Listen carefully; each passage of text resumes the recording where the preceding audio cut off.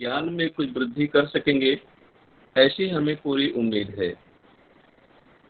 हम आप लोगों को नमस्ते नमस्कार करते हैं और आशा उम्मीद करते हैं कि आप सभी लोग स्वस्थ और प्रसन्न होंगे। हम अगले कुछ समय तक आप लोगों से वैल्यू बेस्ड एजुकेशन पर कुछ विचार विमर्श करने का प्रयास करेंगे। हम आप लोगों से मूल्य आधारित शिक्षा व्यवस्था पर विचार विमर्श करेंगे। यह हमारा सौभाग्य है कि हम आप लोगों से कुछ प्रश्न उत्तर के माध्यम से अपने ज्ञान में वृद्धि कर सकेंगे और भविष्य में भी आप लोगों से संपर्क प्रस्थापित रहे, ऐसी ईश्वर से कामना करेंगे।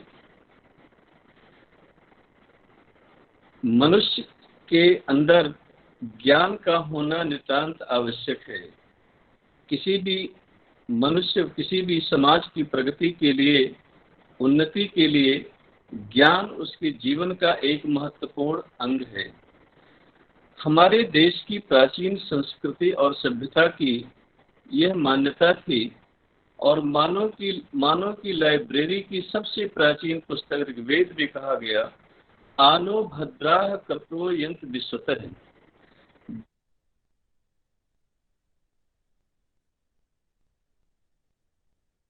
हासिल करना चाहिए और कहीं से भी उसे प्राप्त करने की कोशिश करना चाहिए।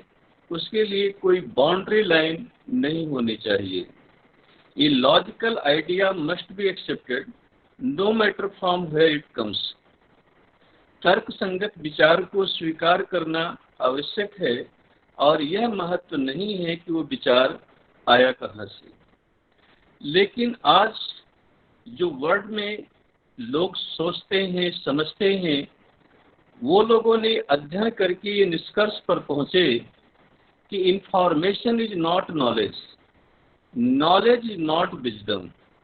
आज जो भी दुनिया में ज्ञान के प्रचार प्रसार के माध्यम है वो इंफॉर्मेशन है। तो इंफॉर्मेशन जो है वो ज्ञान नहीं है और ऐसी जो ज्ञान है वो विवेक, बुद्धिमत्ता नहीं है। तो इसके लिए दुनिया के इस विश्व के एक बड़े विचारशील इंसान मिस्टर रसल ने कहा कि man has no chance of survival if knowledge only remains knowledge, but if we could transform knowledge into wisdom he would not only survive but will be able to ascend to greater and greater heights of achievements। मनुष्यता केवल ज्ञान पर निर्भर रहेगी तो वह नष्ट हो जाएगी। यदि हम ज्ञान को विवेक में परिवर्तित कर पाएंगे तो वह केवल जीवन जीने का साधन नहीं होगा, अपितु जिंदगी की महानतम से महानतम ऊंचाइयों तक पहुंचाने के लिए वो कारगर सिद्ध होगी। तो हमारे जीवन के अंदर ये हमें सोचना है कि मनुष्यता केवल ज्ञान पर निर्भर न हो, उसके साथ हमारे एक्सपीरियंस, अनुभव। इसीलिए कहा जाता है एजुकेशन एंड इनिशिएशन, शिक्षा के साथ दीक्षा होनी चाहिए। यजुर्वेद के अंदर हमें समझाने का प्रयास किया गया था, व्रतेन दीक्षाम आपनोति, अर्थात नियम और संयम के साथ हमारा जो डिटर्मिनेशन है, डेडिकेशन है, डिवोशन है, उसका भी हमारे जीवन में महत्वपूर्ण स्थान है। हमें उसे कोशिश करना चाहिए प्राप्त करने के लिए और उसे हासिल करने के लिए। प्रोफेसर, शिक्षक का यह परम धर्म है, उसे वो सोचना चाहिए कि आप किसी सब्जेक्ट के प्रोफेसर, टीचर बाद में हैं, पहले आप ह्यूमन वैल्यूज, मानव मूल्यों के शिक्षक हैं। आपका परम कर्तव्य है कि विद्यार्थी के अंदर पहले मनुष्यता पैदा करे और जब तक उसके अंदर मनुष्यता पैदा नहीं होगी तब तक कोई राष्ट्र और समाज, संस्कृति और सभ्यता कभी सुरक्षित नहीं हो सकेगी। आप देखिए 2001 में जब वो world trade centre and pentagon के ऊपर अटैक किया गया, पूरा अमेरिका उससे काफी दुखी हुआ, लेकिन वो लोग इतने होपलेस नहीं हुए। उन्होंने अपने सोचने समझने की शक्ति को विकसित किया। अपनी टॉप यूनिवर्सिटीज के विचारशील प्रोफेसरों के पास गए और उन्होंने सोचा कि ये जो घटना घटा है डेट इज पास्ट। न्यूयॉर्क के मेयर के लीडरशिप में अध्ययन किया गया कि दोबारा इस प्रकार की घटना न घटे, इसके लिए हमें कोशिश करना चाहिए। उसके लिए उन्होंने कुछ प्रिंसिपल अपने सिटीजन के लिए बनाए, बहुत चिंतन करके बनाए, जो आपके साथ हम शेयर करना चाहते हैं। पहले तो अपने सिटीजन, अपने नागरिक, अपने विद्यार्थियों के अंदर ये फीलिंग, ये भावना पैदा करें, फर्स्ट थिंग फर्स्ट, आवश्यक कार्य को सबसे पहले करना। जो आवश्यक कार्य है, पहले जरूरी है, तो विद्यार्थी का पहला आवश्यक कार्य है कि अपने हेल्थ को ठीक रखे। उसके बाद वो ज्ञान को प्राप्त करे। अगर उसका हेल्थ ठीक नहीं है तो ज्ञान को प्राप्त नहीं कर सकता है। Physically fit and mentally robust, शारीरिक रूप से सक्षम और मानसिक रूप से दृढ़, उसे बनाने के लिए वो यूनिवर्सिटी से ही जाते हैं। और ये सारी चीजों का निर्माण वो यूनिवर्सिटी के कैंपस से होता है। तो फर्स्ट थिंग फर्स्ट, आवश्यक कार्य विद्यार्थी पहले करें। सबसे पहले वो अपने शरीर को ठीक रखें, ज्ञान बाद में प्राप्त करें। फिर ज्ञान प्राप्त करें, उसके बाद आर्थिक स्रोत को बाद में सोचें। आर्थिक स्रोत उनका मजबूत होने के बाद फिर सोशल स्टेटस को बनाने की कोशिश करें और उसके बाद अपने जीवन को जिस रास्ते पर जाना चाहते हैं वहां वो जाने के लिए तत्पर और तैयार, कॉम्पिटेंट, सक्षम हो सके। इसके लिए प्रिपेयर रिलेंटलेसली, उनके अंदर ये भावना पैदा करना है, वो बिना रुके बिना थके तैयारी करते रहें। केवल हसीन सपने देखने से सफलता नहीं मिलती है। उस सफलता को अचीव करने के लिए, उसे प्राप्त करने के लिए निरंतर प्रयत्न करना चाहिए। आप देखिए, बहुत से एक स्कूल के अंदर आप प्रोफेसर हैं, आप यहाँ पढ़ाते हैं लोग, आप लोग बच्चों को पढ़ाते हैं, आपके क्लास में 40-50 जो भी स्टूडेंट्स होते होंगे। आप देखें, बुक्स और सिमिलर, पढ़ने की किताब सबको एक जैसी है। प्रोफेसर और सिमिलर, पढ़ाने वाले अध्यापक भी एक जैसे हैं। सिलेबस और सिमिलर, पाठ्यक्रम भी सबका एक जैसा है। तो क्या रीजन है कोई विद्यार्थी परीक्षा में फर्स्ट आता है, कोई कम मार्क्स लाते हैं और कोई विद्यार्थी फेल हो जाता है? जब सबको पढ़ने की बुक एक जैसी है, सबको सिलेबस भी एक जैसा है, पढ़ाने वाले प्रोफेसर भी एक जैसे हैं, क्लासरूम भी एक जैसा है, तो क्या रीजन है कि कोई फर्स्ट आते हैं, कोई कम मार्क्स लाते हैं, कोई फेल हो जाते हैं? अब इसका सीधा साधा उत्तर दे देते हैं कि इन्होंने मेहनत नहीं किया या इन्होंने कंसंट्रेट नहीं किया। जो भी कुछ उत्तर, हर प्रश्न का, क्वेश्चन का आंसर होता है, लोग अपने तरीके से आंसर दे सकते हैं। लेकिन हमारे एक बहुत अच्छे मित्र और बहुत ही आइडियल इसरो के चेयरमैन थे और इस समय जो शिक्षा नीति बनाई है वो शिक्षा नीति के वो चेयरमैन है, डॉक्टर के कस्तूरीरंगन। मैं जब 7वीं क्लास में पढ़ता था तो मेरे पिताजी डॉक्टर कस्तूरीरंगन की एक स्पीच सुनाने के लिए ले गए थे। उन्होंने ये प्रश्न विद्यार्थियों से पूछा था जो आपके साथ में शेयर करना चाहता हूं। तो उन्होंने कहा कि किसी भी विद्यार्थी को जिंदगी में महान, अच्छा बनने के लिए, कामयाब होने के लिए 4 टाइप की प्रैक्टिस करनी चाहिए। नंबर 1, क्लासरूम में 2 मिनट पहले पहुंचना। यह जिंदगी की पहली प्रैक्टिस है कि आप समय से पाबंद हो, टाइम की वैल्यूज आप करें। उसके लिए आप समय से पहले पहुंचने की कोशिश करें। जब आप क्लासरूम में, पहली प्रैक्टिस है समय से 2 मिनट पहले पहुंचना।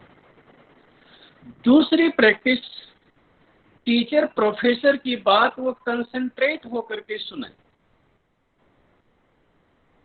होता क्या है, क्लासरूम में बैठे रहते हैं, प्रोफेसर स्पीच देते हैं, ध्यान कंसंट्रेट हमेशा होता नहीं है। तो इसके लिए उनका कंसंट्रेशन कैसे हो और उनको बात कैसे समझ में आए, इसका अनुभव मेरे एक अभी कुछ साल पिछले साल मुझे हुआ।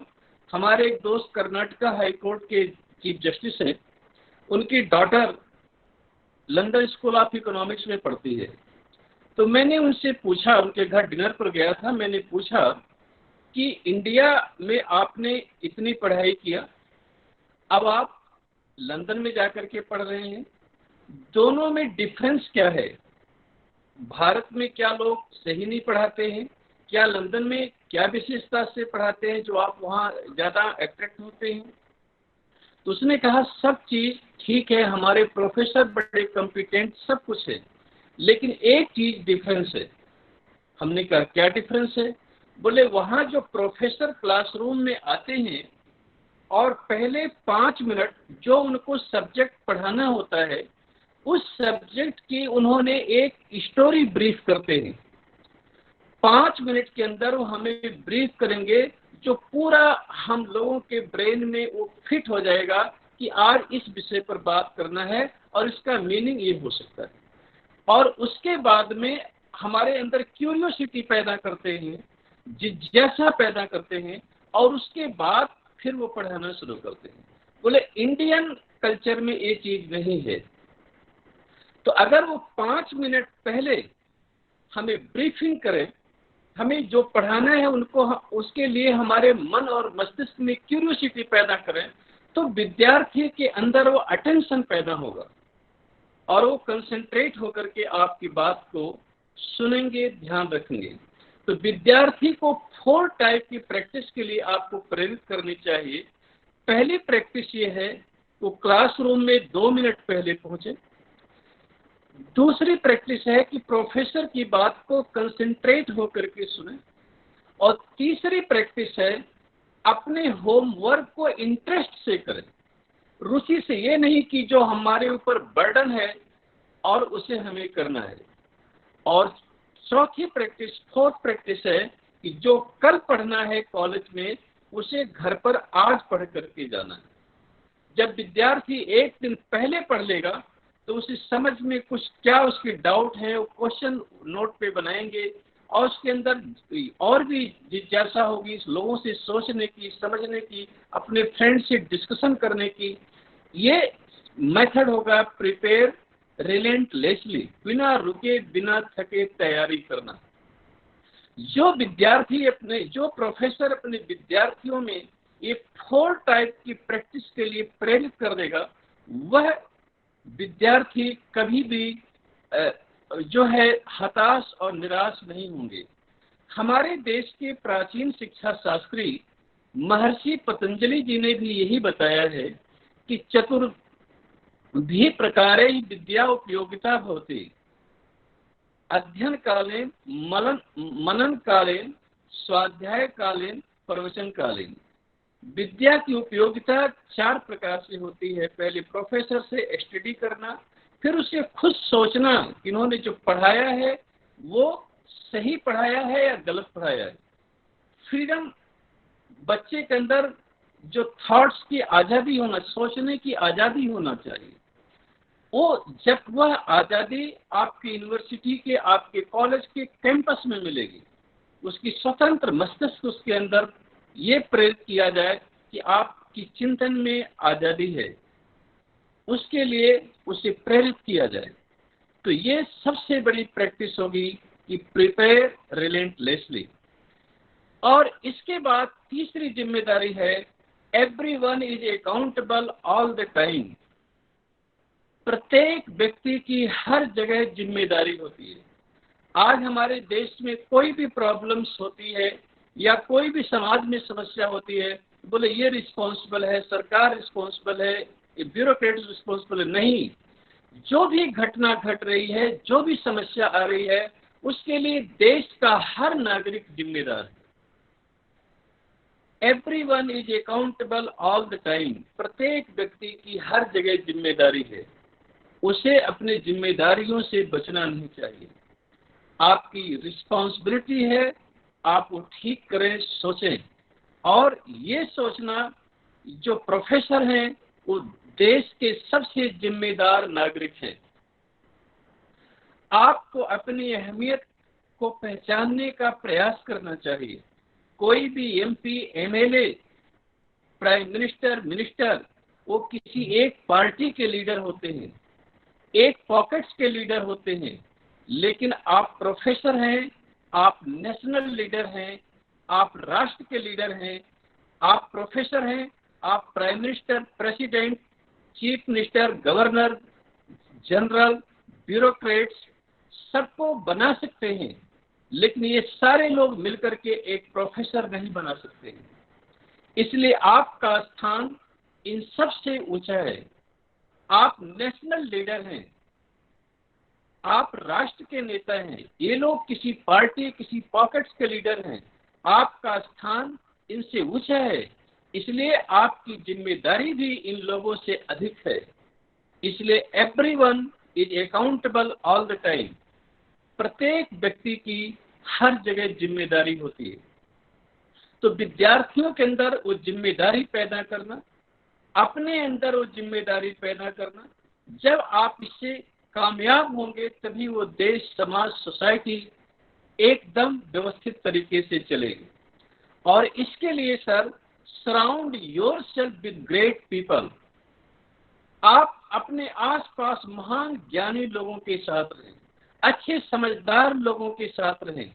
जब आप अच्छे लोगों के साथ रहेंगे, अच्छे समझदार लोगों के साथ रहेंगे, तो आपका चिंतन, आपकी सोच, आपकी समझ डेवलप होती जाएगी।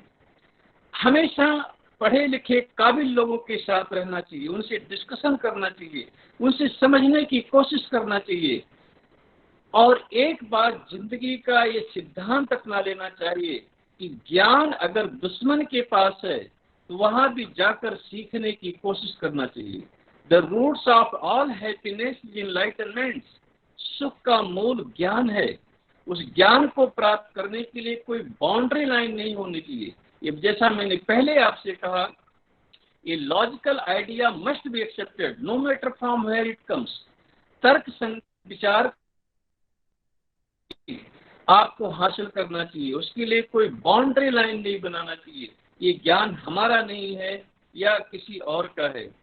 इसे सोचने के लिए आपको कोशिश करना चाहिए। तो इसके लिए आप जब ज्ञानी लोगों के साथ रहेंगे, उनके साथ संपर्क करेंगे, डिस्कशन करेंगे, तो आपकी सोचने समझने की क्षमता विकसित होगी। और सबसे अलग प्रैक्टिस है 5वां, रिफ्लेक्ट देन डिसाइड। पहले सोचो फिर निर्णय करो, पहले चिंतन करो फिर फैसले करो। हमारे देश की प्रॉब्लम क्या है, यहाँ लोग पहले फैसले करते हैं, बाद में आप चिंतन करो, सोचो फिर फैसले करो। आप इसके लिए अनेकों एग्जाम्पल देख सकते हैं। अभी जिस तरह से आप देखिए, हमारे देश में जीएसटी आया, बहुत अच्छी तरीके से आया, लेकिन 275 टाइम अमेंडमेंट करना पड़ा। तो पहले अगर सोच करके वर्कआउट कर लिया गया होता तो आज ये प्रॉब्लम्स नहीं होती थी। ऐसे अनेकों एग्जाम्पल आप अपने तरीके से अपने सिलेबस में, अपने पाठ्यक्रम में, अपने और भी चीज में देख सकते हैं। तो पहले चिंतन करें, बाद में निर्णय करें। और इसके बाद sir, under promise over deliver. वादे कम करें और काम ज्यादा करें।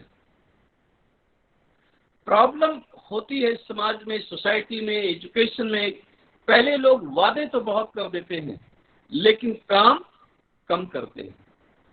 तो वादे कम करो और काम ज्यादा करो। हमें अपने काम से अपना परिचय देना चाहिए। हमें प्रॉमिस नहीं करना चाहिए कि ये हम करेंगे। आप जो कर सकते हैं पहले आप करके दिखाएं। बोलने से कोई फायदा नहीं होगा। तो इसलिए अंडर प्रॉमिस ओवर डिलीवर। आप उसके कोशिश करें और आपके जो बिलीफ है, विश्वास है, उसे आपको डेवलप करने के लिए, विकसित करने के लिए आपको हमेशा कोशिश करना चाहिए। तो इसके लिए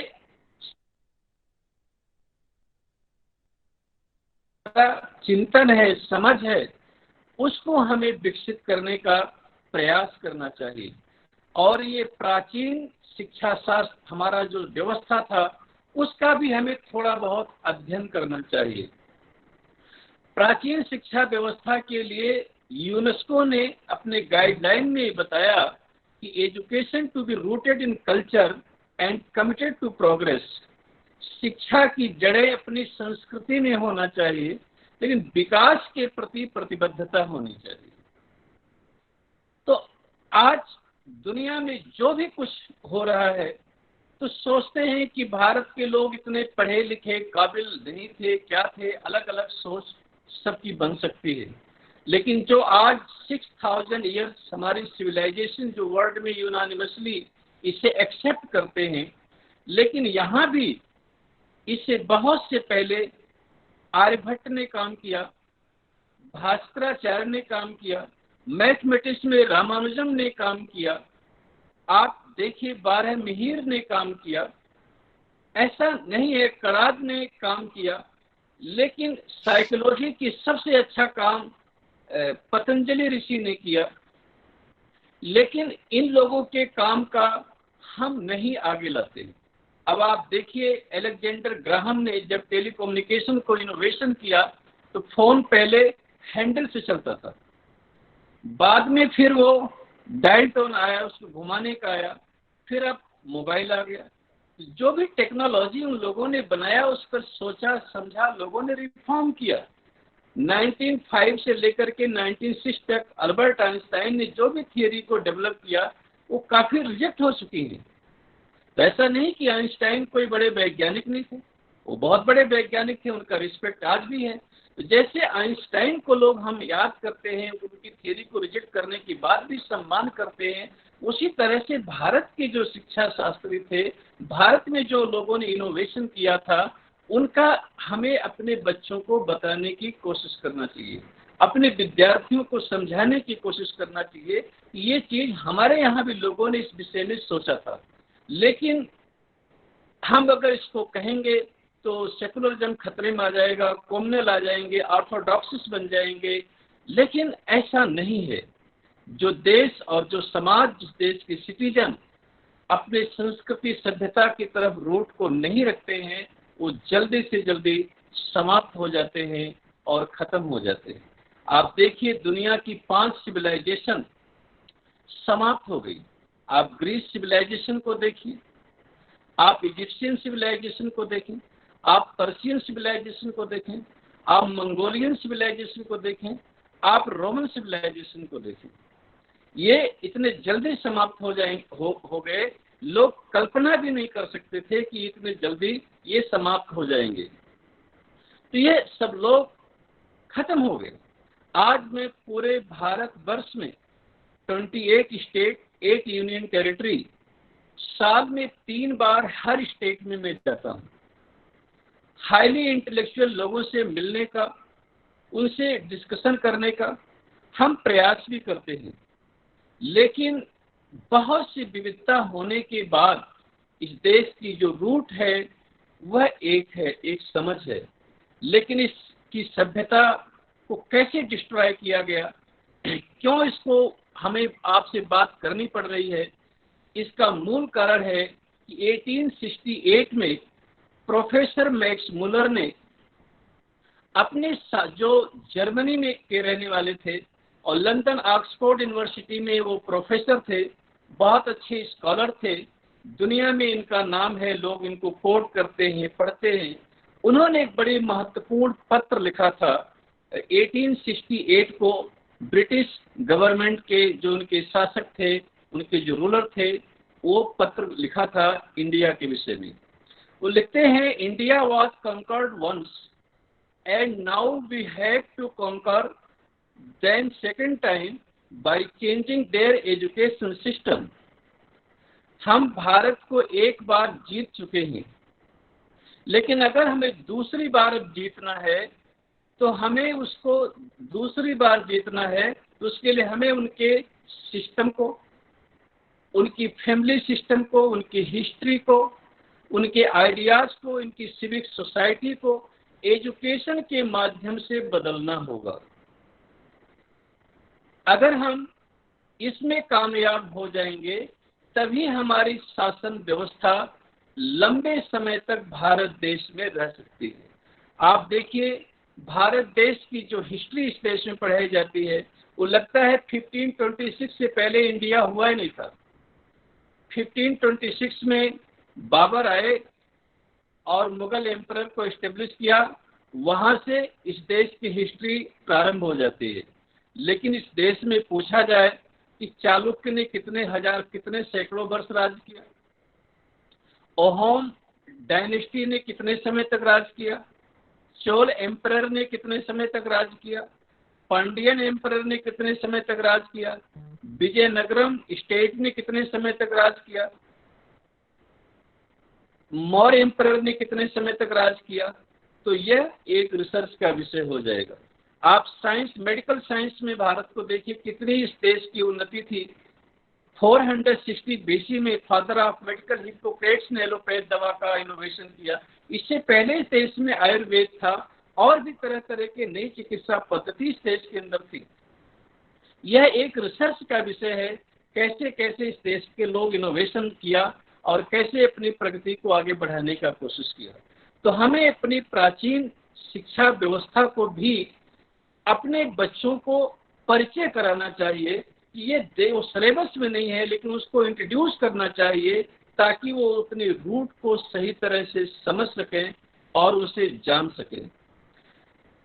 आप केवल किताबी ज्ञान से ही सब कुछ नहीं हो सकता है जब तक आप अपने लाइफ के अनुभव, आपके एक्सपीरियंस, आपके इनोवेशन आप उनके साथ शेयर नहीं करेंगे। आप देखिए, सबसे बड़ी प्रॉब्लम हमारे देश के अंदर शिक्षा व्यवस्था को लेकर के बनती चली जा रही है। हमारे देश की तो सबसे बड़ा है प्रॉब्लम पॉपुलेशन, 135 करोड़। आप देखिए 135 करोड़ लोग इस देश के अंदर रहते हैं। इसके अंदर जो भारत सरकार के आंकड़े हैं, 74.04% इंडिया की लिटरेसी रेशियो है। आज भी इस देश में 26% लोग आज़ादी के इतने वर्षों के बाद वो थंब लगाते हैं, अपना सिग्नेचर भी सही तरीके से नहीं कर पाते हैं। ऐसी संख्या 26% लोगों की है। इसके बाद में आप हायर एजुकेशन में आप चले आए देखें तो कनाडा का हायर एजुकेशन 51% है, जापान का हायर एजुकेशन 48% है, इजराइल का हायर एजुकेशन 46% है, यूनाइटेड स्टेट का हायर एजुकेशन 42% है, कोरिया का हायर एजुकेशन 41% है, ब्राजील का हायर एजुकेशन 40% है, ब्रिटेन आयरलैंड का हायर एजुकेशन 38% है, फ्रांस का हायर एजुकेशन 37% है, सिंगापुर का हायर एजुकेशन 32% है। आप देखें, चाइना का हायर एजुकेशन 27% है, जर्मनी का हायर एजुकेशन 26.13% है। आप देखें, इटली का हायर एजुकेशन 20.93% है और इंडिया का higher education Sam Pitroda committee की रिपोर्ट के मुताबिक 10.8% अर्थात 11% के समथिंग है। बाद में भारत सरकार के और लोगों ने कोशिश किया और आंकड़े जुटाकर कहा कि देश का हायर एजुकेशन 18% है। अगर 18% भी हम मान लें तो 100 बच्चे जो आप प्राइमरी स्कूल में एडमिशन उनको देते हैं, पढ़ने के लिए घर से निकाल कर ले जाते हैं, 12वीं क्लास तक आते आते 82 बच्चे आपकी स्कूल की, कॉलेज की पढ़ाई नहीं कर पाते। और जो बच्चे पढ़ाई 82% नहीं कर पाते हैं, जो 18% करते हैं, कॉलेजों में आपके अंदर हैं। अभी यूनिसेफ के चेयरमैन ने नवंबर 2019 में ये पब्लिकली स्टेटमेंट दिया कि इंडिया के 53% यूथ यंगस्टर 21st सेंचुरी के जॉब के लिए एलिजिबल नहीं है। इससे पता चलता है कि हमारी एजुकेशन की क्वालिटी कहाँ है। उन्होंने बताया कि 53% इंडियन यंगस्टर, जो भारतीय युवक बच्चे हैं, वो 21st सेंचुरी 2030 तक 53% भारतीय युवक 21वीं शताब्दी के जॉब जो उसके लिए एलिजिबल नहीं है। अब अगर इस तरीके से हम खाली अक्षर ज्ञान देंगे, उनको हम केवल लिखना पढ़ना समझाएंगे, तो फिर उस लिखने और पढ़ने से सर क्या फायदा हो सकता है। 1970 में एक वर्ल्ड के ग्रेट स्कॉलर ऑलविन टफलर ने विश्व प्रसिद्ध 3 पुस्तक लिखी थी, future shock, third way and power shift. Future shock में उन्होंने लिखा कि आने वाली शताब्दी 21वीं शताब्दी में जिसको लिखना आता है, पढ़ना आता है, वह व्यक्ति अशिक्षित समझा जाएगा। आज जिस दुनिया में हम लोग चल रहे हैं, जिस वर्ल्ड में हम लोग को सरवाइव करना है, उस दुनिया के अंदर लिखना पढ़ना ही हमारे लिए इम्पोर्टेंट नहीं होगा। उसके लिए हमें अपने और भी तरीके से सोचना होगा, समझना होगा। इसके लिए उन्होंने कहा 53% भारत देश के जो युवक होंगे वो 21st सेंचुरी के लिए एलिजिबल, जॉब के लिए एलिजिबल नहीं होंगे। तो इसके लिए आप लोगों को ये सोचना होगा कि हम केवल उनको लिखना पढ़ना समझा रहे हैं या हमें उनके अंदर कुछ स्किल डेवलप करेंगे, वैल्यूएबल एजुकेशन को बिल्डअप करेंगे, जो अपने जीवन को सही तरीके से आगे बढ़ाने के लिए वो काम कर पाएंगे और देख पाएंगे। तो इसके लिए सर ये सोचना होगा कि बच्चों में ये भावना आप किस तरीके से भर पाएंगे। आज पूरे दुनिया में टेक्नोलॉजी पर 400 लोग रिसर्च कर रहे हैं। पूरे वर्ल्ड के अंदर 4000 लोग पूरे वर्ल्ड में टेक्नोलॉजी पे रिसर्च कर रहे हैं। अमेरिका की एक यूनिवर्सिटी हार्वर्ड है, उसमें 600 लोग टेक्नोलॉजी पे रिसर्च कर रहे हैं। लेकिन पूरे भारत देश की 135 करोड़ की पॉपुलेशन में सिर्फ 10 लोग टेक्नोलॉजी पे रिसर्च कर रहे हैं। तो ये बात प्रोफेसर साहब, आप लोगों से मैं अपना पीड़ा व्यक्त करना चाहता हूं कि अगर आपको अपनी रॉ मटेरियल एक्सपोर्ट करना पड़ता है और टेक्नोलॉजी को इंपोर्ट करनी पड़ती है, तो इसका मतलब आपके पास ज्ञान की कमी है। और जिस देश, जिस समाज में ज्ञान की कमी है, दुनिया का कोई भगवान उस देश का भला नहीं कर सकता। यह शाश्वत सत्य है कि अगर आपको टेक्नोलॉजी को इंपोर्ट करना पड़ता है और रॉ मटेरियल को एक्सपोर्ट करना पड़ता है, इसका सीधा सा मतलब है सर कि आपके पास ज्ञान की कमी है। और जिस देश, जिस समाज में ज्ञान की कमी है, दुनिया का कोई भगवान उस देश और समाज की रक्षा नहीं कर सकता है। और इसका उदाहरण हमारे सामने है। कभी इस देश में तक्षशिला, नालंदा, गिरी, डी, अलग अलग प्रकार की यूनिवर्सिटी, कांचीपुरम यूनिवर्सिटी हुआ करती थी। भारत एक शिक्षा का केंद्र था, दुनिया के लोग पढ़ने आते थे। 500 BC में 65 सब्जेक्ट तक्षशिला में पढ़ाए जाते थे। लेकिन आज वर्ल्ड की टॉप 10 यूनिवर्सिटी में इंडिया की एक यूनिवर्सिटी नहीं है। टॉप 100 में इंडिया का एक यूनिवर्सिटी नहीं है। टॉप 150 में भी इंडिया का एक भी यूनिवर्सिटी नहीं है। अब टॉप 200 में सिर्फ 3 यूनिवर्सिटी भी आई हैं, और वो भी यूनिवर्सिटी नहीं आई सर, IIT आई। तो आप ये सोच सकते हैं, अमेरिका के पास टॉप 5 में 4 यूनिवर्सिटी उनकी हैं, टॉप 10 में 7 यूनिवर्सिटी उनके पास है। ये अपने कैंपस को, अपनी सोच को हम कैसे बढ़ाएंगे, इस सोचने को हम कैसे मजबूर होंगे, यह व्यवस्था को देखना जरूरी होगा। इसके लिए हमारे वाइस चांसलर, इसके लिए हमारे प्रोफेसर, इसके लिए हमारे विद्यार्थी, हमारे स्टाफ, ये शिक्षा का केंद्र है। आप शिक्षक को, प्रोफेसर को, यूनिवर्सिटीज को सरकार के इन्फ्लुएंस में नहीं आना चाहिए। सरकार आएगी, जाएगी, बदलती रहेंगे, मिनिस्टर आएंगे, जाएंगे, जाते रहेंगे, लेकिन यूनिवर्सिटी अपने हिसाब से उसे काम करना चाहिए, उसमें स्वायत्तता, ऑटोनॉमस होना चाहिए। उसे किसी भी प्रकार का कोई हस्तक्षेप करने की कोशिश नहीं करना चाहिए। चाहे कोई भी प्रधानमंत्री आए, कोई भी राष्ट्रपति जाए, वो आना जाना उनका काम है, लेकिन यूनिवर्सिटी का स्टेटस बराबर मेंटेन रहना चाहिए, वो किसी के प्रभाव में नहीं आना चाहिए। जैसे आपको 1989 में रोनाल्ड रेगन साहब जब ब्रिटेन यूएस के प्रेसिडेंट थे, उन्होंने अपना इन्फ्लुएंस दिया कि हार्वर्ड यूनिवर्सिटी उनको डॉक्टरेट का उपाधि दे दे, लेकिन हार्वर्ड के वाइस चांसलर ने कहते हुए मना किया, एक्सक्यूज किया कि आपके जीवन में कोई ऐसा अच्छा काम नहीं किया है जो हमारे विद्यार्थी उसे कुछ शिक्षा ले सके, इसलिए हम आपको ये डिग्री नहीं दे सकते। वो अमेरिका के राष्ट्रपति को उनकी यूनिवर्सिटी वो डिग्री नहीं देती है। क्या भारत के कोई प्रधानमंत्री, राष्ट्रपति लिखे कि हमें डिग्री दे दिया जाए, तो ये लोग तो बड़े शौक से रास्ते निकाल लेंगे। तो आप सोचिए कि हम लोग को एग्जाम्पल क्यों देना पड़ रहा है।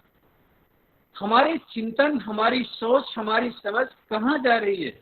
हम इस देश, इस समाज, सोसाइटी को कैसे आगे ले जाएंगे।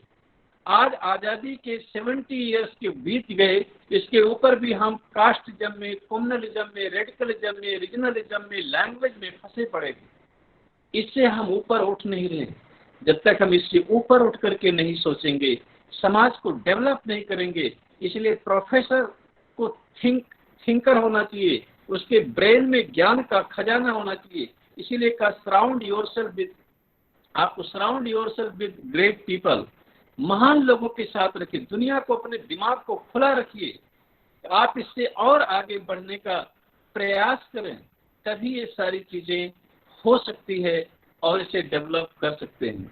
और अगर आप चाहते हैं कि देश, समाज और हमारी व्यवस्था अच्छी हो, क्योंकि शिक्षक इस राष्ट्र का निर्माता है, आपको निर्माण करना है, तो आपको अपने विद्यार्थियों को अपनी सोच को डेवलप करते हैं, वहां उनके वैल्यूज को डेवलप, विकसित करने के लिए कोशिश करें और अपने विद्यार्थियों को ये समझाएं। पहली चीज समझाएं कि रिस्पेक्ट फॉर द कॉन्स्टिट्यूशन, संविधान के प्रति उनके दिल में आदर हो। आप घर के अंदर गीता, कुरान, जुबैर, बाइबल, अंजील, तौरेत जो पढ़ना चाहें आप आराम से पढ़ें, लेकिन घर के जब बाहर निकलेंगे, रोड पर आप कदम रखेंगे, तो आपका आइडियल, आपका कॉन्स्टिट्यूशन होना चाहिए, आपका संविधान होना चाहिए। तो respect for the constitution, respect for the national flag, राष्ट्रीय झंडे के प्रति आपका आदर सम्मान होना चाहिए। Respect for the national anthem, राष्ट्रीय गीत के प्रति उनके दिल में सम्मान पैदा हो। और रिस्पेक्ट योर नेशंस लॉ, आपके जो राष्ट्रीय कानून है, संविधान है, उनके प्रति उनके दिल के अंदर आदर हो, रिस्पेक्ट हो। जब कानून, संविधान से डरेंगे लोग, आज भी हमारे देश में एक सिटी के गुंडे मवाली से डरते हैं, पुलिस से डरते हैं, क्रिमिनल से डरते हैं। ये डर बंद होना चाहिए। हम किसी से नहीं डरेंगे, हम डरेंगे तो संविधान से डरेंगे। और जिस दिन देश के नागरिक, विद्यार्थी, स्टूडेंट संविधान से डरना सीख लेंगे, उस दिन में सब चीज सामान्य होगी और अच्छा होगा। तो इसलिए पहली कोशिश करें, अपने विद्यार्थियों के अंदर ये भावना पैदा करें कि आप संविधान का आदर करें और उनका रिस्पेक्ट करें और उनके प्रति सम्मान आपके दिल में पैदा हो। दूसरा प्रैक्टिस उनको समझाइए, सेल्फ डिसिप्लिन, अनुशासन, value for time in individual life, व्यक्तिगत जीवन में समय का महत्व। जो इंसान, जो मनुष्य, जो व्यक्ति समय का पाबंद नहीं होता, वह कभी कामयाब नहीं होता। हमारे दिल में एक बहुत बड़ी जिज्ञासा थी, प्रश्न थी कि छोटा सा मुल्क ब्रिटेन, चाइना से लेकर के यूएस तक कैसे रूल किया, क्या उनके अंदर ऐसी क्वालिटी थी कि दुनिया में इतना बड़ा एम्परर एस्टेब्लिश किया। वो बहुत बड़े वैज्ञानिक भी नहीं थे, जर्मन के पास ज्ञान उनसे ज्यादा था, काफी पहले साइंटिस्ट जर्मन में थे, नॉलेज भी उनके पास ज्यादा था। तो क्या क्वालिटी उनके अंदर थी जो वो लोग इतना आगे निकल गए, इतना रूल किया। तो एक बहुत अच्छे उनके प्रोफेसर थे मेलकॉम मैग्रीज, उन्होंने मुझे समझाया था कि हम ब्रिटिशर लोगों की 3 क्वालिटी ऐसी हैं जो हमें दुनिया से अलग करती है। तो पहली quality thank you and sorry. Britisher लोग थैंक यू और सॉरी कहते हैं कि आप कोई चीज, एक ग्लास वाटर दिया थैंक यू, कुछ टच कर गए तो सॉरी। तो थैंक यू सॉरी बोल करके पूरे वर्ल्ड को मैसेज दिया कि वी आर डिसेंट पीपल, हम बड़े सभ्य लोग हैं। दूसरी बात उनकी है, जो दूसरी क्वालिटी उनके अंदर है वो है पंक्चुअलिटी, समय का पाबंद। आपको अगर टाइम 5 बजे मिलना है तो 5 मिनट पहले आपके पास आएंगे, लेट वो नहीं हो सकते। और लेट अगर होंगे कोई तरीके से तो आपको इन्फॉर्म करेंगे और आपसे उस समय मांग के अलग टाइम पर फिर वो मिल जाएंगे। और तीसरी सबसे बड़ी क्वालिटी है डिसिप्लिन। जब group discuss broad consensus national issues and policy, राष्ट्रीय मुद्दों और नीतियों पर व्यापक आम सहमति। आप इंडिविजुअल मीटिंग करते हैं रूम के अंदर, आप अपने अपने विचार रखिए, लेकिन जब सहमति बन जाती है, यूनानिमस हो जाता है, तो सब बिलीव इन लीडरशिप।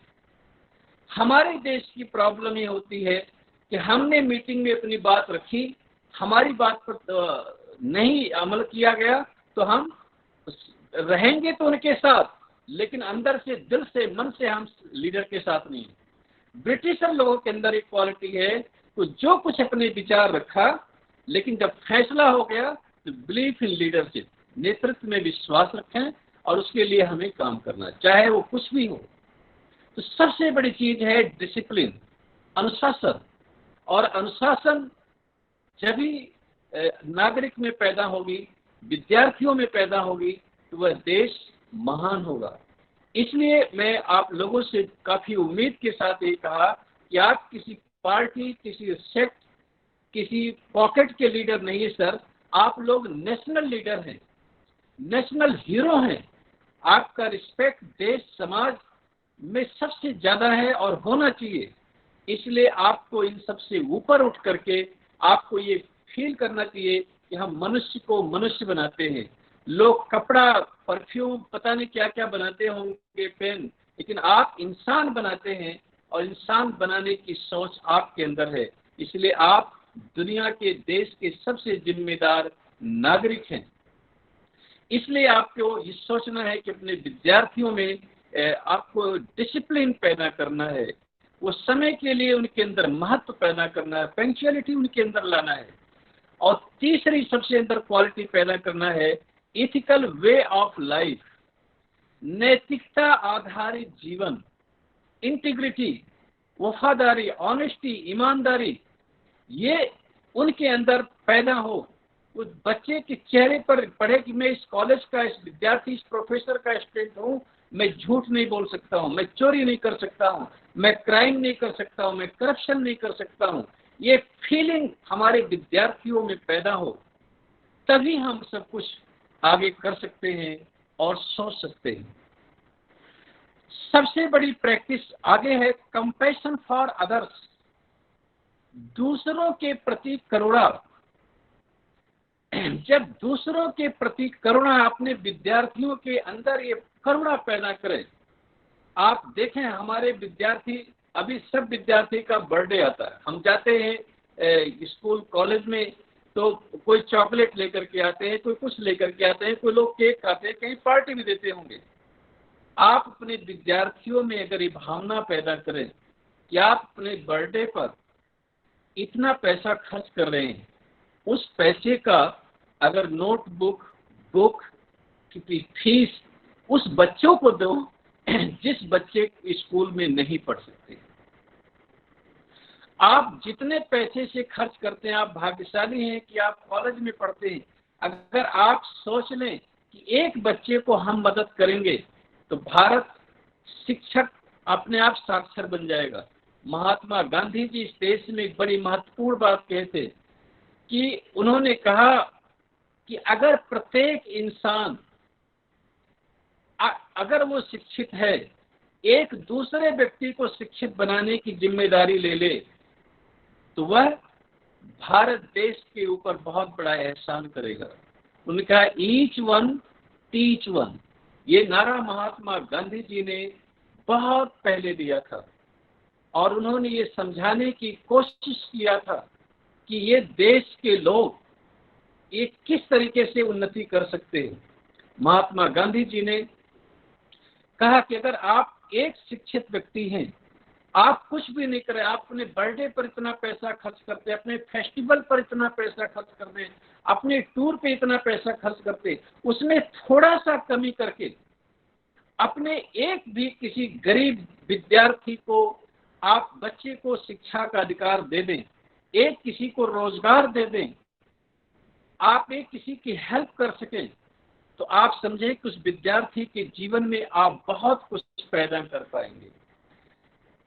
जिंदगी की सक्सेस पावर से नहीं होती है, जिंदगी की सक्सेस वेल्थ से नहीं होती है, जिंदगी की महानता बहुत बड़ी पोस्ट से नहीं होती है। अमेरिका की एक यूनिवर्सिटी, हार्वर्ड यूनिवर्सिटी है, वो पिछले 75 ईयर से उनके जो टॉप ग्रेजुएट अच्छे विद्यार्थी हैं, उनके लाइफ पर उसको फॉलो कर रहे हैं और उन पर वो अध्ययन करते हैं। लास्ट 75 ईयर से अध्ययन कर रहे हैं।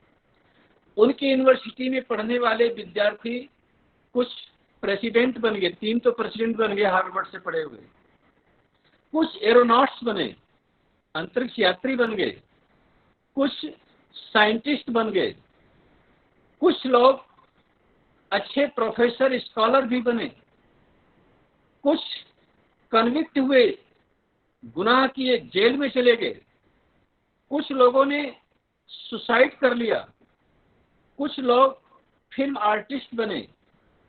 लेकिन अध्ययन इस विषय पर किया गया कि कौन व्यक्ति अपने जीवन में सबसे ज्यादा खुश है, कौन व्यक्ति अपने लाइफ में सबसे ज्यादा सक्सेस है। तो एक बात याद रखें, जो हैप्पीनेस है उसका क्राइटेरिया एजुकेशन को नहीं पाया गया, उसका क्राइटेरिया वेल्थ को नहीं पाया गया, उसका क्राइटेरिया पोस्ट को, पद को नहीं पाया गया।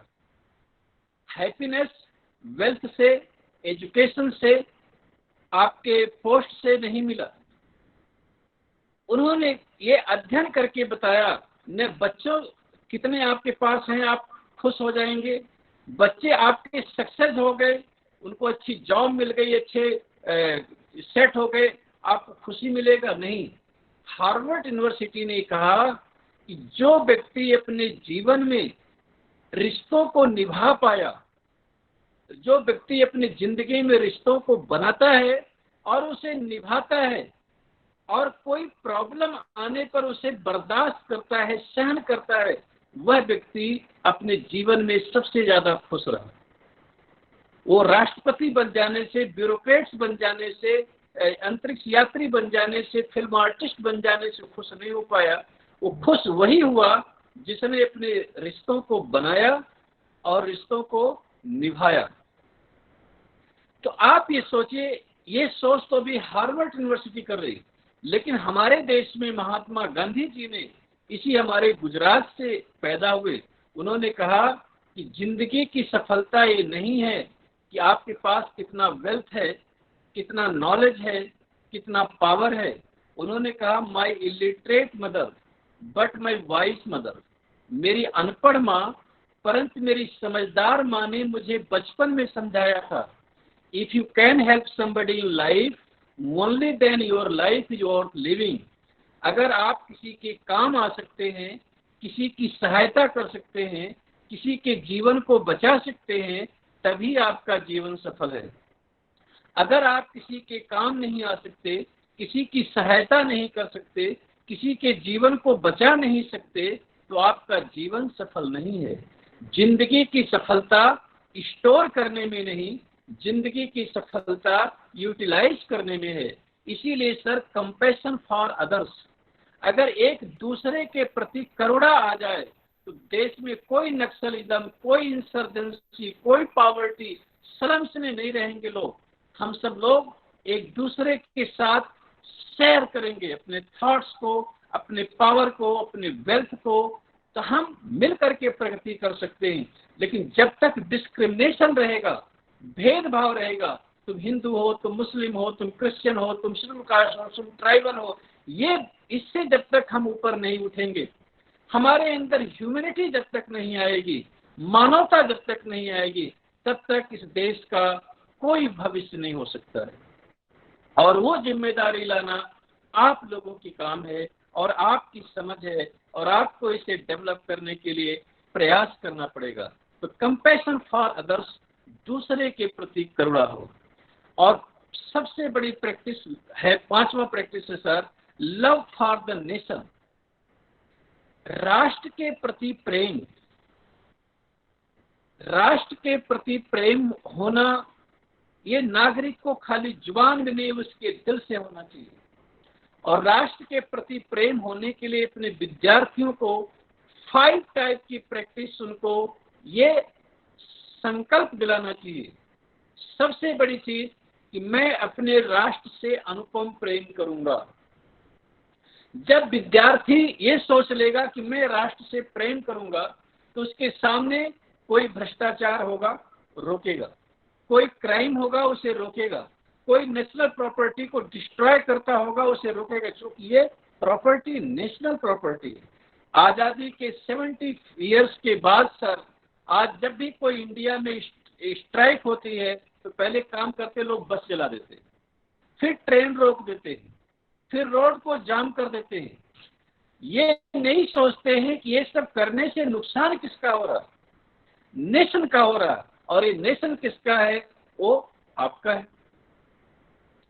राजाशाही में, मोनार्क सिस्टम में ये था कि जैसा राजा वैसा प्रजा, लेकिन अब लोकतंत्र है, और लोकतंत्र में जैसे देश के नागरिक होंगे वैसा देश का शासक होगा। इसलिए लोकतंत्र में नागरिक को जिम्मेदार होना बहुत जरूरी है, और नागरिक को जिम्मेदार करने का काम गवर्नमेंट का नहीं है सर, कॉरपोरेशन का नहीं है। नागरिक को जिम्मेदार करने का काम प्रोफेसर का है, टीचर का है, और टीचर और प्रोफेसर ही सिटीजन को रिस्पॉन्सिबल बना सकते हैं।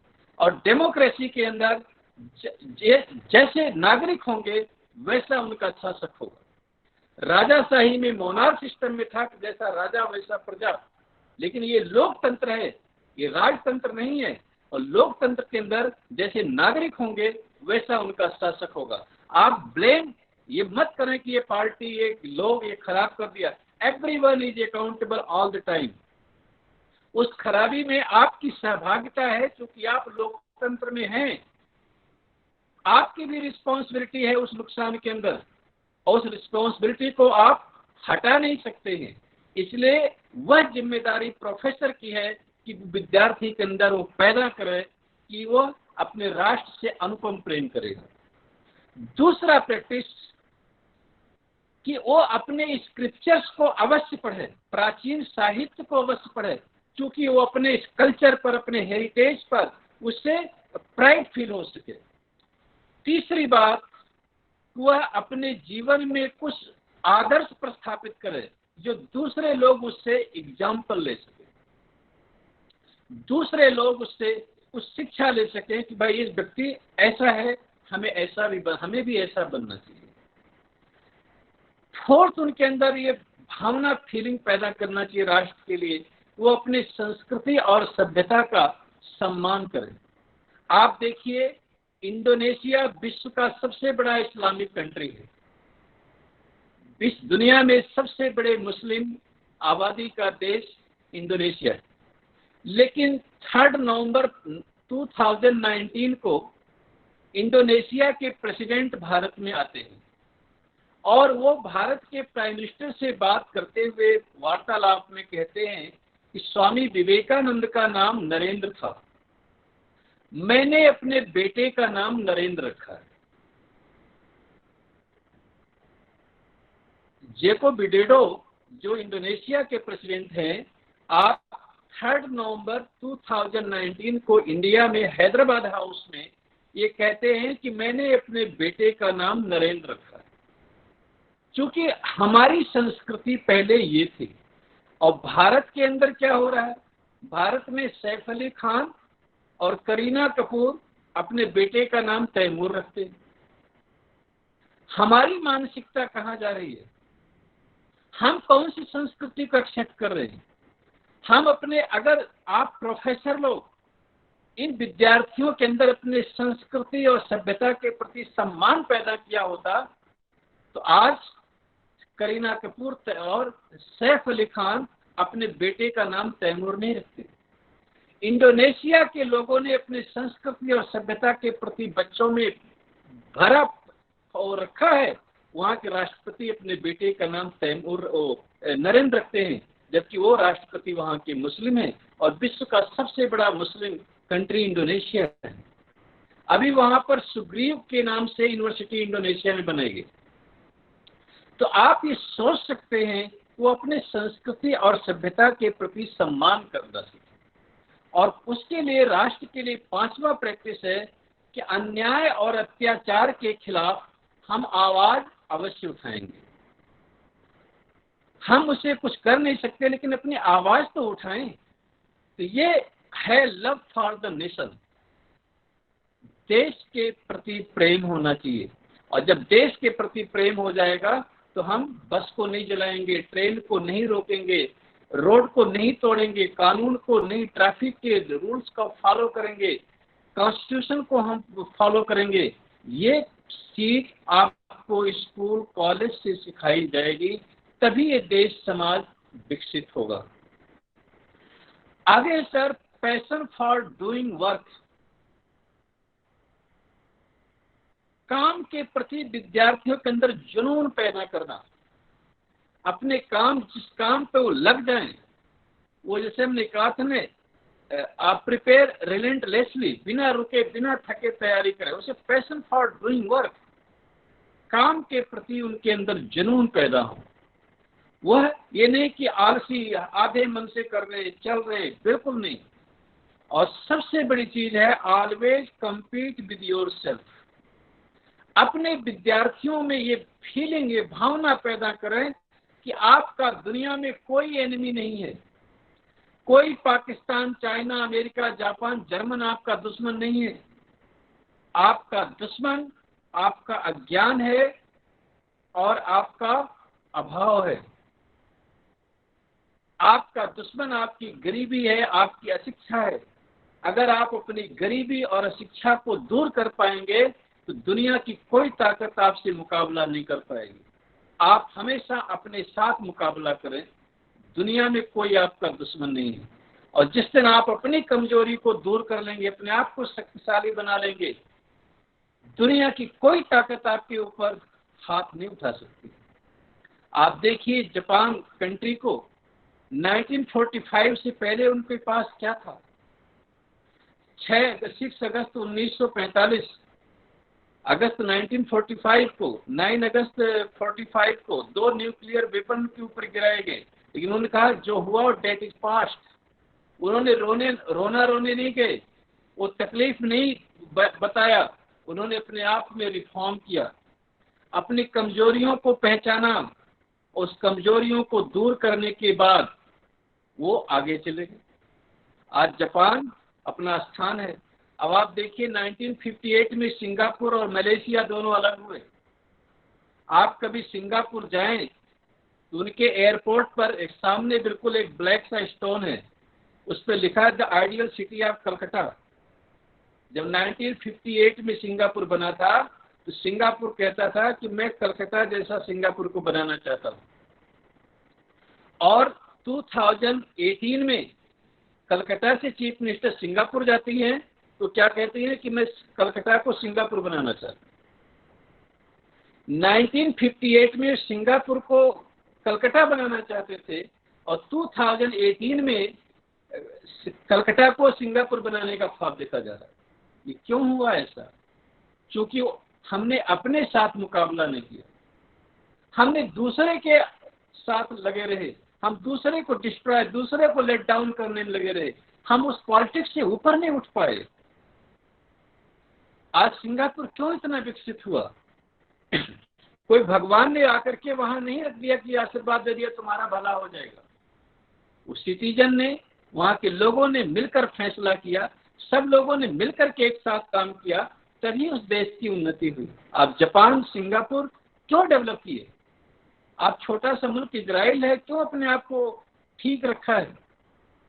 हम लोग क्यों नहीं कर पा रहे?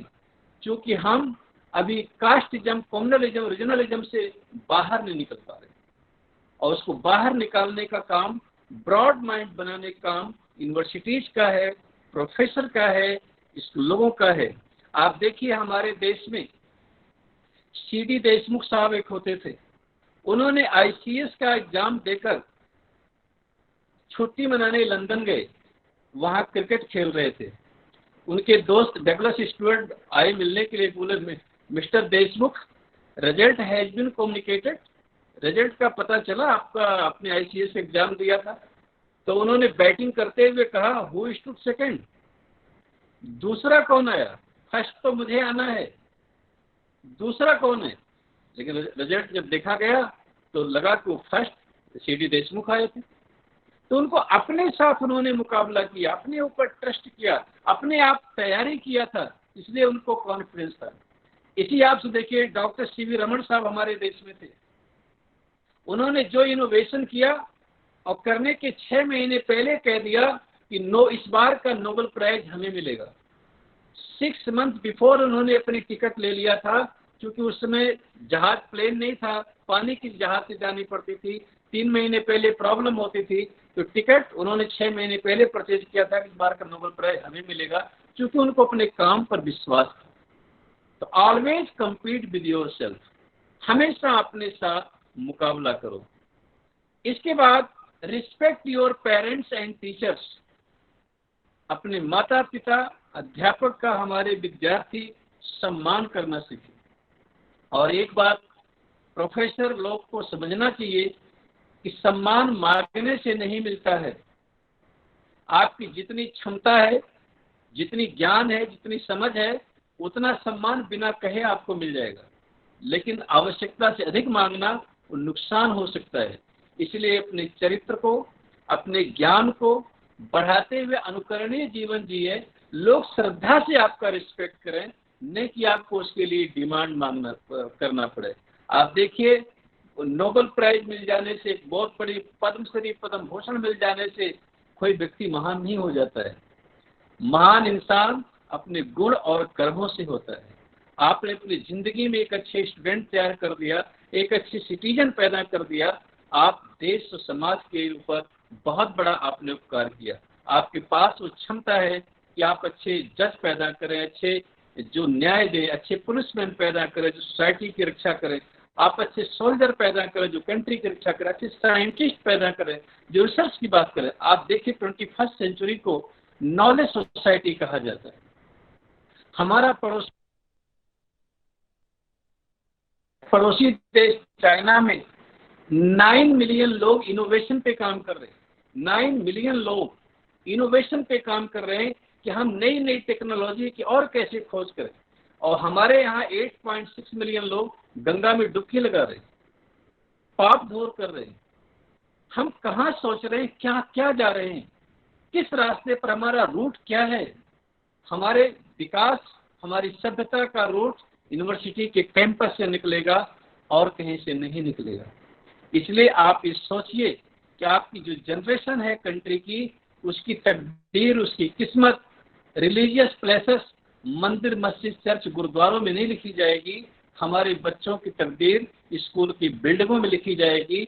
हमारे बच्चों की किस्मत इस यूनिवर्सिटी के कैंपस में लिखा जाएगा, और हमारी तकदीर को लिखने वाले स्कूल और यूनिवर्सिटी के टीचर और प्रोफेसर होंगे।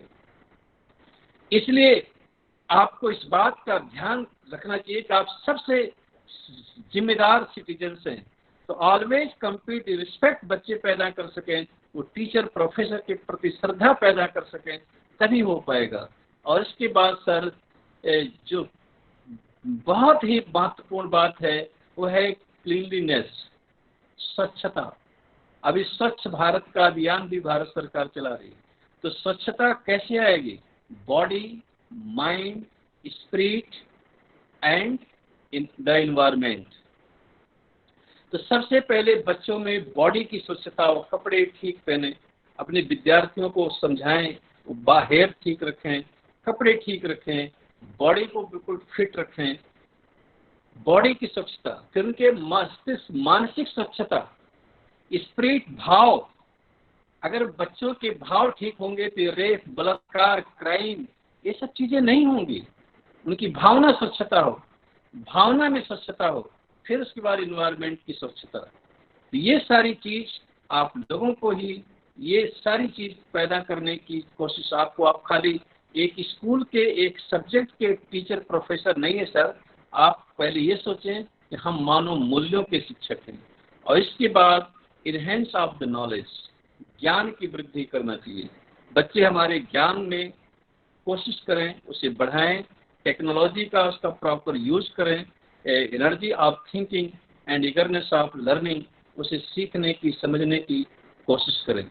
हम आशा और उम्मीद करते हैं कि आप सब लोग एक कॉम्पिटेंट सिटीजन पैदा करेंगे, एक कॉम्पिटेंट भारत का निर्माण करेंगे, जो आप कर सकते हैं और आप कर भी रहे हैं, और आप अच्छे कोशिश में लगे भी हैं। हम आशा और उम्मीद करते हैं कि आप लोग इस देश, समाज को प्रगति पर ले जाने के लिए अपना महत्वपूर्ण योगदान आपका हम लिए हमेशा देश याद रखेगा।